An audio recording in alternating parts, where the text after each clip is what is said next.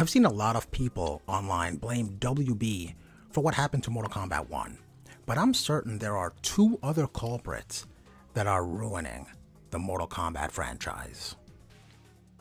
Friendship again? WB put what some would deem unrealistic release deadlines for NRS, and due to their debt, they demand what some would call outrageous goals when it comes to sales.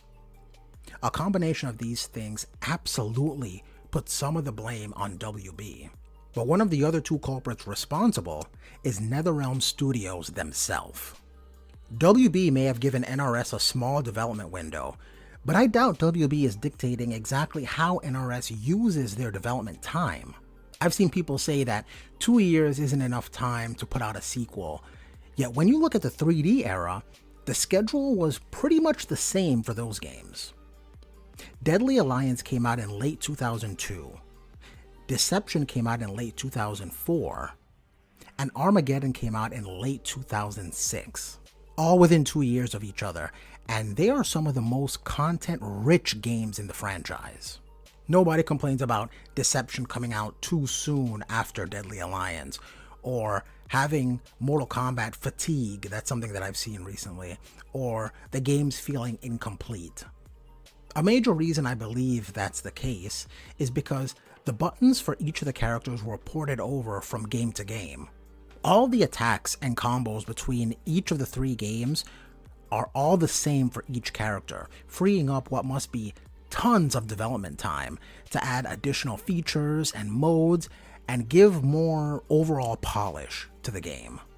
However, when you look at MK9, MKX, MK11, and MK1, NRS seems to want to recreate the wheel every time. For each of these games, somebody, or maybe even a team of people, had the job of saying, okay, this is going to be Liu Kang standing 1. And then they had to program the hitbox for that. And then they had to program the hurtbox for that. And then they had to do the animation for that. Then they had to do the same for his crouching one. Then they had to do the same for his back one. Then they had to do the same for his forward one. Then they had to do the same for his jumping one. And then they would have to do that for every other button for Liu Kang. Then they had to do the combo strings. Some strings have specific animations that only take place during that combo, and that has to be programmed. That's a job somebody has to do. Then they have to program which strings would launch the opponent and create the gravity mechanics around that.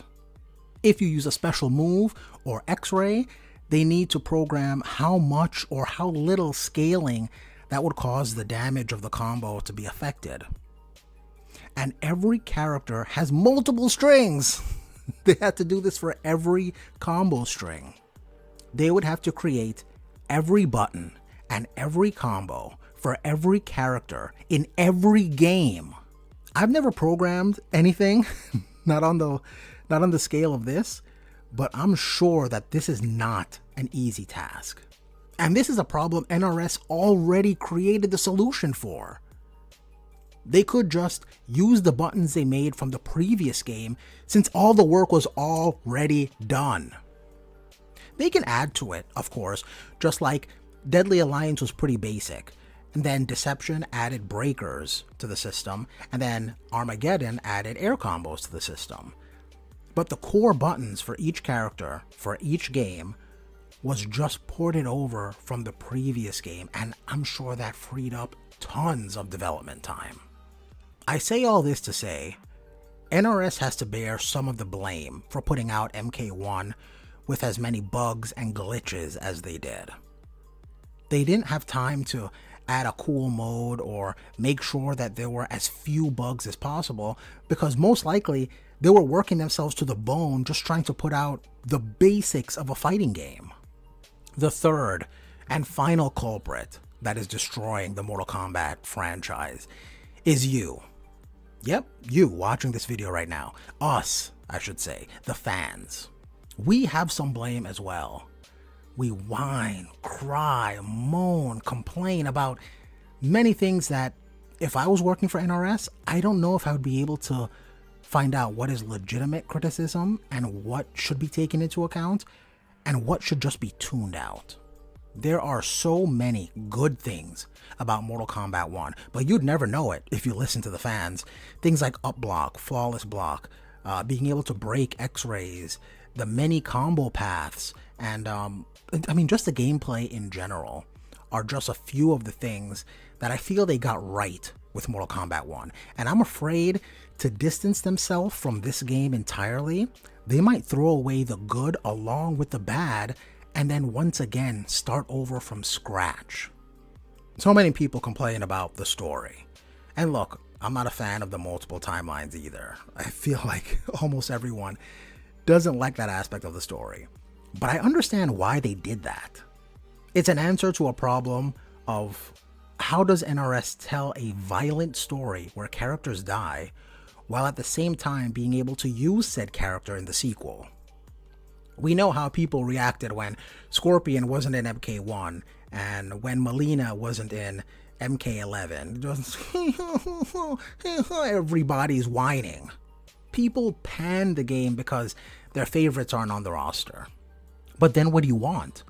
You want a story where everybody is safe and nobody dies? I don't even know why I'm asking. I know exactly what the fans want. The fans want the MK9 roster over and over again, while NRS tells the same story over and over again. Elder gods forbid if they try to do something a little bit different. Sector and Cyrax has never, ever had this much dialogue, character development, or screen time as they've had in MK1, but people are upset because they're women. Most of us would rather have the characters be more bland and less fleshed out, just as long as they're male. Because we really don't care about the stories and the characters. We just want the quote-unquote cool character to do brutal moves, just as long as those brutal moves aren't in the story mode. Because if they're in the story mode, someone might die, and then NRS has to come up with a method of bringing that character back in the next game that satisfies us, which nothing does that. Another weird criticism is that MK1 doesn't fit the tone of the series because it isn't as dark as previous games. Someone would only say that if they weren't alive for, or if they just don't remember the very first game in 1992. The game has stages that were very much in line with what we got in MK1. If it's similar to the original, how could it not fit the tone of the franchise? I'm all for giving constructive criticism, but there is so much criticism, some of it unwarranted, that it must be difficult to latch on to what is valuable and let go of what is not. So, as far as who is responsible for the decline of the franchise, it isn't just WB. NRS has plenty of the blame, as well as us, the fans. I really hope WB gives NRS more development time for the next game. I also hope NRS uses that time correctly by importing the good work that they've already done so that they work smarter for the next game. And I hope that the fans can cut them a little bit of slack when it comes to the contradiction of the story or what we desire in a story for the next game. If I haven't pissed you off enough already and you've made it this far into the video, you can acknowledge me by hitting the like button. This allows videos like this to get to viewers like you, and it is so very much appreciated. You can hit confirm that by hitting the subscribe button to join the millions